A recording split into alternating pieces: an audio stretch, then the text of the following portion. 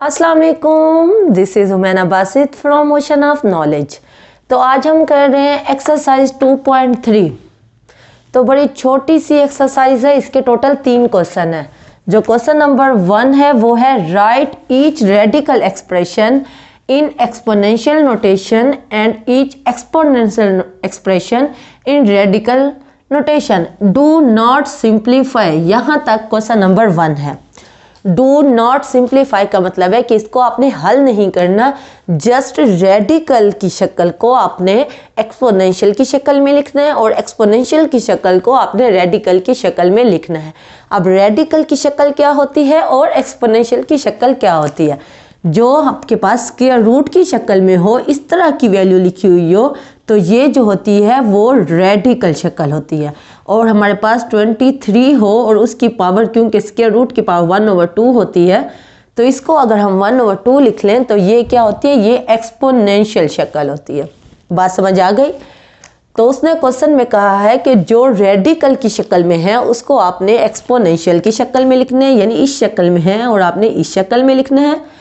और जो एक्सपोनेंशियल की शक्ल में है, यानी कि पावर की शक्ल में, उसको आपने रेडिकल की शक्ल में लिखना है, यानी कि स्क्वायर रूट की शक्ल में लिखना है। ठीक है, इज दैट क्लियर? ओके, अब हम पार्ट फर्स्ट को देखते हैं। क्वेश्चन नंबर 1 के फर्स्ट पार्ट को, वो है 3 स्क्वायर रूट के अंदर है -64। क्योंकि अब ये रेडिकल की शक्ल में है तो इसको हम एक्सपोनेंशियल शक्ल में कन्वर्ट करने के लिए क्या करेंगे? -64 कर देंगे। और यहाँ 3 है। देखिए, अगर यहाँ कुछ ना लिखा हुआ हो तो इसका मतलब होता है स्क्वायर रूट की पावर 1/2 है। हम इस तरह एक्सपोनेंशियल शक्ल में लिख लेते हैं जब इस तरह लिखा हुआ हो। लेकिन अब यहाँ 3 लिखा हुआ है, तो इसका मतलब है कि अगर कुछ ना लिखा हुआ हो तो 1/2 होता है। लेकिन अगर यहाँ कुछ लिखा हुआ हो, यानी कि 3, 4, 5, तो यहाँ जो पावर बनेगी वो 1/3 बनेगी। बात समझ आई? यानी जब अकेला स्क्वायर रूट लगा हो तो फिर हम जब पावर की शक्ल में लिखते हैं तो हमें पता है स्क्वायर रूट की पावर 1/2 है। यहाँ 3 लगा हुआ है तो इसका मतलब है स्क्वायर रूट की जो पावर है वो 1/3 है। और इसको सिंप्लीफाई नहीं करना। उसने क्वेश्चन में कहा है डू नॉट सिंप्लीफाई, यानी सिंप्लीफाई नहीं करना, इसको हल नहीं करना, जस्ट हमने रेडिकल की शक्ल को एक्सपोनेंशियल शक्ल में लिख लेना है और यही हमारा जवाब है। ठीक है, बात समझ आ गई? अब हम सेकंड पार्ट को देखते हैं। 2 पावर में लिखा हुआ है 3/5। अब देखें, ये एक्सपोनेंशियल फॉर्म में लिखा हुआ है और हमने रेडिकल फॉर्म में कन्वर्ट करना है। क्योंकि उसने क्वेश्चन में खुद ही कह दिया है राइट ईच रेडिकल एक्सप्रेशन। जो रेडिकल एक्सप्रेशन है उनको एक्सपोनेंशियल नोटेशन में लिखो और हर एक्सपोनेंशियल एक्सप्रेशन को रेडिकल नोटेशन में लिखो। डू नॉट सिंप्लीफाई, उसे हल ना करो। अब 2 पावर में है 3/5। अब हमने रेडिकल की शक्ल में लिखना है, तो यानी कि 2 3/5 का मतलब क्या है? इसका मतलब है 2 की पावर 3 और बाहर 1/5। इसको हम इस तरह लिख सकते हैं ना, क्योंकि जब पावर 3 हो और बाहर भी पावर 1/5 हो तो 3 1 से मल्टीप्लाई हो जाएगा तो 3/5 ही बन जाएगा। तो 2 पावर में 3/5 को हम इस शक्ल में लिख सकते हैं। जब इस शक्ल में है, यानी कि पावर 1/5 है, तो जो हमारा रेडिकल बनेगा, अगर यहाँ कुछ ना होता तो ऐसे ही रेडिकल आता, लेकिन यहाँ पावर 1/5 है तो यहाँ क्या आ जाएगा? 5 आ जाएगा। और अंदर क्या आ जाएगा? 2 की पावर 3, 2 की पावर 3। और ये 1/5 हमारा पावर जो थी, हमारी पावर तो थी वो 1/5 थी, तो हमने रेडिकल की शक्ल में लिखा तो यहाँ 5 आ गया। और ये आंसर है क्वेश्चन नंबर 1 के सेकेंड पार्ट का। अब हम क्वेश्चन नंबर 1 के थर्ड पार्ट को करते हैं। यहाँ -7 1/3, ये एक्सपोनेंशियल शक्ल में है और हमने रेडिकल की शक्ल में लिखना है, यानी कि स्क्वायर रूट की शक्ल में लिखना है। बड़ा सिंपल है, -7 को हम अंदर लिख लेंगे। यहाँ पावर 1/3 है तो यहाँ क्या आ जाएगा? 3 आ जाएगा। अगर 2 होता तो तब हम यहाँ कुछ शो नहीं करते। ठीक है, अब ये है, इसका मतलब है y की पावर -2 और इसको हम इस तरह लिख सकते हैं 1/3।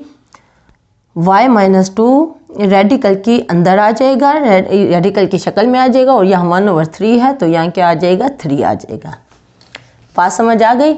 ये फर्स्ट पार्ट है, ये सेकंड पार्ट है, ये थर्ड पार्ट का आंसर है और ये फोर्थ पार्ट का आंसर है। तो क्वेश्चन नंबर 1 के टोटल 4 पार्ट हैं और चारों पार्ट मैंने आपको करवा दिए हैं। ओके, अब हम क्वेश्चन नंबर 2 को देखते हैं। क्वेश्चन नंबर 2 में उसने कहा है कि बताओ कि जो स्टेटमेंट लिखी हुई है वो ट्रू है या फॉल्स है, सही है या गलत है।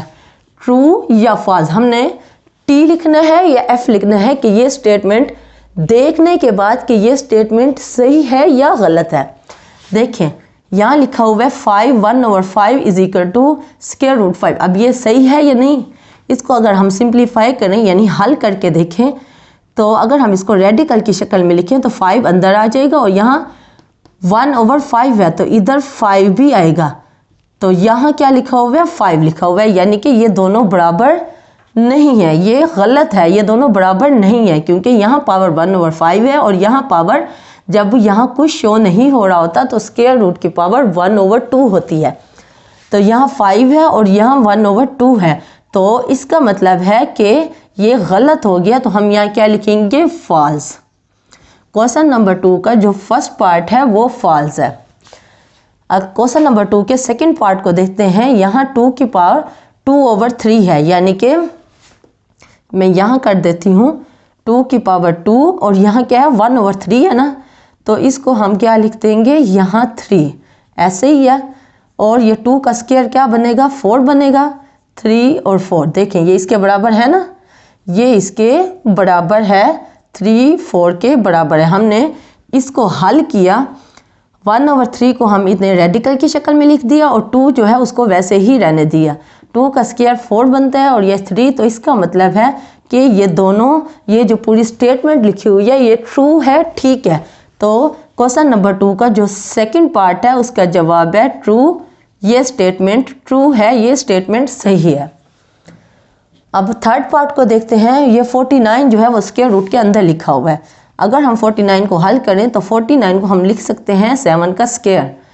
तो स्क्वायर क्या 1/2 यानी कि स्क्वायर रूट से कट जाएगा और ये 7 बाहर आ जाएगा। अब 7 जो है वो बराबर नहीं है स्क्वायर रूट 7 से, 7 जो है वो बराबर नहीं है स्क्वायर रूट 7 से। तो इसका मतलब है जो थर्ड पार्ट है वो भी फॉल्स है, ठीक है, जो थर्ड पार्ट है वो भी फॉल्स है। इसी तरह फोर्थ पार्ट को देखते हैं 3। अब इसको थोड़ा हल करके देखते हैं कि ये वाली शक्ल बनती है या नहीं बनती। इसको हम x 27 और ये 3 है, तो जब हम एक्सपोनेंशियल शक्ल में लिखेंगे तो ये 1/3 बन जाएगा। तो 27 बाहर मल्टीप्लाई हो जाएगा तो x 27/3, तो 27 3 से कट जाएगा 3 और यहाँ क्या आ जाएगा 9, तो x की पावर क्या आ जाएगी 9, आनी क्या चाहिए थी x की पावर 3। तो इसका मतलब है x 9 बराबर नहीं है x की पावर 3 से, तो ये स्टेटमेंट भी क्या है, फॉल्स है, ठीक है, समझ आ गई। तो इसी तरह क्वेश्चन नंबर 1 और क्वेश्चन नंबर 2 हो चुके हैं। अब हम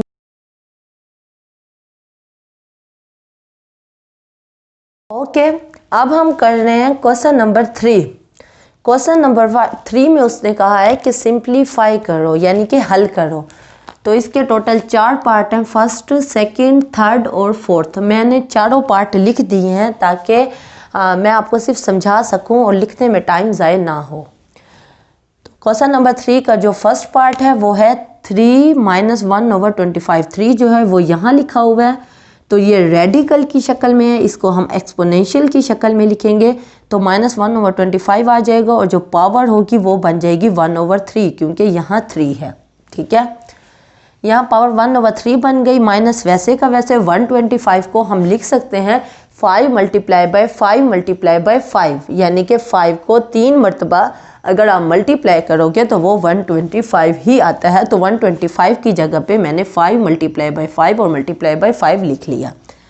1/3 वैसे ही आ रहा है, 5 3 मरतबा लिखा हुआ है तो 5 को हम क्या लिख सकते हैं 5 की पावर क्यूब, और 1/3 बाहर वैसे ही आ रहा है। अब क्या होगा, यहाँ 3 है, बाहर 1/3 है, ब्रैकेट है, तो इसका मतलब है 3 1/3 से मल्टीप्लाई होगा तो क्या बन जाएगा 3/3, क्योंकि 3 ऊपर है तो न्यूमरेटर के साथ मल्टीप्लाई हो जाएगा। 3 को 1 से मल्टीप्लाई करेंगे 3/3 बन जाएगा और 3 3 से कट जाएगा, बाकी 1 पावर बनेगी। तो 1 पावर को हम शो नहीं करते, हमारा जो आंसर होगा वो -5 ही होगा। तो पावर इसका मतलब यहाँ 1 है, 1 को हम शो नहीं करते। हमें पता है जब कोई चीज़ खड़ी होती है तो उसकी पावर 1 होती है। तो ये आंसर है -5 क्वेश्चन नंबर 3 के फर्स्ट पार्ट का। तो अब हम क्वेश्चन नंबर 3 के सेकंड पार्ट को देखते हैं। 4 स्क्वायर रूट 32 को हमने अंदर ही रहने दिया और 4 को जब रेडिकल से हम एक्सपोनेंशियल शक्ल में आए तो यहाँ पावर जो हो गई वो 1/4 हो गई। 32 का मतलब है 2 × 2 × 2 × 2 × 2, यानी कि 5 मरतबा 2 मल्टीप्लाई हो तो वो 32 बनता है। तो 32 की जगह पे मैंने 5 दफ़ा 2 लिख लिया। पावर जो है 1/4 वैसे ही आ रही है। इस 2 को वैसे ही रहने दिया, बाकी 4 जो 2 थे उनको हमने इकट्ठा कर लिया और 2 की पावर 4 लिख ली। मैंने 2 की पावर 5 क्यों नहीं लिखी, क्योंकि जो हमारी पावर है वो 1/4 है। हम 4 बनाना चाह रहे हैं ताकि 4 4 से कट जाए। यहाँ 2 वैसे ही है, बाकी जो 4 4 थे उसको हमने 2 की पावर 4 लिख लिया और यहाँ 1/4 है। जब कोई पावर होती है ब्रैकेट में, ब्रैकेट के बाहर कोई पावर होती है तो इसका मतलब है ब्रैकेट के अंदर जितने भी चीज़ें हैं उन सब की पावर 1/4 है। तो 1/4 इस 2 4 की भी पावर है, 1/4 इस 2 की भी पावर है। तो 1/4 इस 2 के साथ अलग लिख लिया, फिर मल्टीप्लाई है 2 4 को हमने अलग पावर में यहाँ लिख लिया 1/4। 1/4 इसके साथ भी लगा दिया, 1/4 इसके साथ भी लगा दिया पावर की शक्ल में। अब 2 की पावर 1/4 है तो इसको हम रेडिकल की शक्ल में लिखें तो साथ क्या आएगा 4 स्क्वायर रूट 2। इसको हम इस शक्ल में लिख सकते हैं। ये एक्सपोनेंशियल शक्ल है और ये रेडिकल शक्ल है। यहाँ 4 है, यहाँ नीचे 4 है, ये मल्टीप्लाई हो रहे हैं तो 4 1 are 4 ही बनेगा। तो 4 4 से कट गया, ऊपर नीचे कटिंग हो जाती है अगर सेम नंबर हो या सेम टेबल पे आ रहे हों। यहाँ अकेला 2 की पावर 1 हो गई, 1 को हम शो नहीं करते। यहाँ मल्टीप्लाई 2 हो रहा था, 2 को हमने पहले लिख लिया, 2 × ये 4 स्क्वायर रूट 2 और ये आंसर है क्वेश्चन नंबर 3 के सेकंड पार्ट का। अब हम क्वेश्चन नंबर 3 के थर्ड पार्ट को देख रहे हैं। यहाँ है स्क्वायर रूट ये 5 3/32। ये यहाँ जो है पावर जो है वो 5 है, यानी कि 5 इस 3 के साथ भी पावर है और इस 3 के साथ भी, नीचे वाले के साथ न्यूमरेटर के साथ भी हम लिख लेंगे, रेडिकल की शक्ल में लिख लेंगे। यानी कि हमने न्यूमरेटर अलग से लिख लिया रेडिकल की शक्ल में और डिनोमिनेटर अलग से रेडिकल की शक्ल में लिख लिया। ये काम हमने वैसे ही कर दिया। यहाँ है 32 का मतलब है 2 5 दफ़ा मल्टीप्लाई हो रहा है तो 2 की पावर 5 हम लिख सकते हैं। तो इसको वैसे ही रहने दिए, इसको एक्सपोनेंशियल शक्ल में लिखने का कोई फ़ायदा नहीं है क्योंकि कोई कटिंग नहीं हो सकती।